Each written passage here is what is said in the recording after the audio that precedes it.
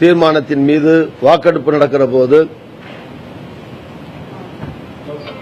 அந்த வாக்கெடுப்பில் காங்கிரஸ் கட்சி சட்டமன்ற உறுப்பினர்கள் பங்கேற்று அரசு கொண்டு வந்திருக்கிற எடப்பாடி பழனிசாமி அவர்கள் கொண்டு வந்திருக்கிற ஆதரவு கேட்டு வந்திருக்கிற தீர்மானத்திற்கு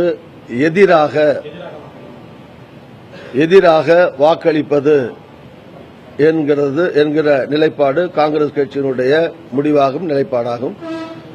அதன்படி இன்று காலையிலே சட்டமன்ற உறுப்பினர் கூட்டம் மற்றும் முக்கிய தலைவர்கள் நாங்கள் எல்லாரும் கலந்து கொண்டு இந்த கருத்துக்களை எங்களுடைய சட்டமன்ற கட்சி தலைவர் மற்றும் சட்டமன்ற உறுப்பினர்களிடத்திலே சொல்லி அனுப்பியிருக்கிறோம். அவர்கள் சட்டமன்றத்திற்குள்ளே இப்போது செல்லுகிறார்கள். சென்று அந்த வாக்கெடுப்பில் பங்கேற்று எடப்பாடி பழனிசாமி அவர்கள் கொண்டு வருகிற நம்பிக்கை தீர்மானத்துக்கு எதிராக காங்கிரஸ் சட்டமன்ற உறுப்பினர்கள் வாக்களிப்பார்கள்.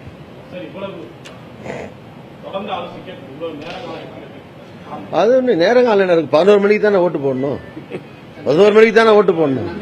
முன்னாலதான் சொல்லணும் ஒன்னும் சட்டம் இல்லையா.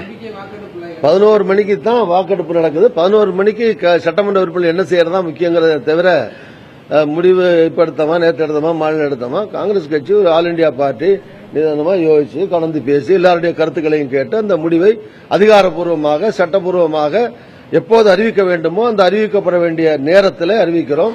இன்னும் அவர்கள் போய் வாக்களிக்கிறதுக்கான அவகாசம் இருக்கிறது. உள்ள போயிட்டு இருக்காங்க, வாக்களிக்க போகிறார்கள்.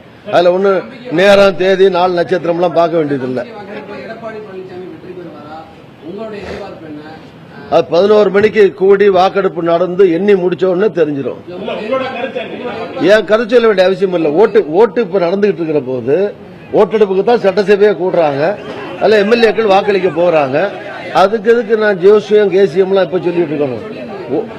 அது நேற்று சொல்ற அது நான் இப்ப இன்றைக்கு அது சொல்லலாம். எனக்கு உங்களுக்கு கேள்வி கேட்கிற உரிமை இருக்கு, எனக்கு பதில் சொல்ற உரிமை இல்லையா?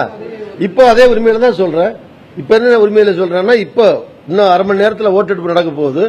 அதுல எண்ணி சபாநாயகர் சொல்லும் போது எல்லாருக்கும் முடிவு தெரியும். உங்களை மாதிரி எனக்கும் தெரியும், உங்களுக்கும் தெரியும். இப்ப ஜோசியம் கேசியம் இந்த நேரத்தில் சொல்ல வேண்டிய அவசியம் இல்லை.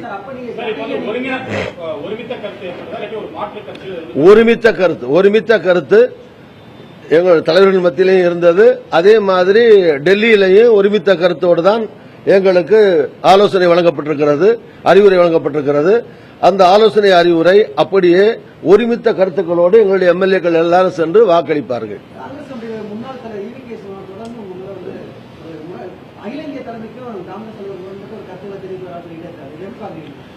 இது பற்றி நான் திரு இளங்கோவன் அவர்கள் சொன்ன கருத்துக்களுக்கு நான் எந்த பதிலும் கூற விரும்பவில்லை, கூற வேண்டிய அவசியமும் இல்லை.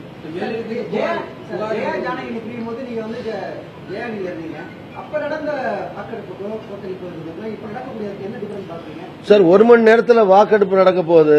30 வருஷத்துக்கு முந்தி நடந்த இல்ல அதுதான் அதெல்லாம் சரி. அப்பெல்லாம் அங்கதான் இருந்தோம், அங்க இருந்து நாங்க எல்லாம் பண்ணோம், அதெல்லாம் வேற.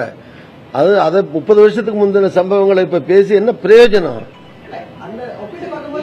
அது ஒப்பிட வேண்டியதே இல்லை. இன்னைக்கு என்ன நடக்குதுன்னு பார்ப்போம். சட்டசபை கூடுது, எம்எல்ஏக்கள் வாக்களிக்க போகிறார்கள். இன்னைக்கு என்ன நடக்குது, நாளைக்கு என்ன நடக்குங்கிறதா முக்கியமே தவிர 30 வருஷத்துக்கு முன்னால் நடந்ததெல்லாம் இப்ப அவசியம் இல்லை.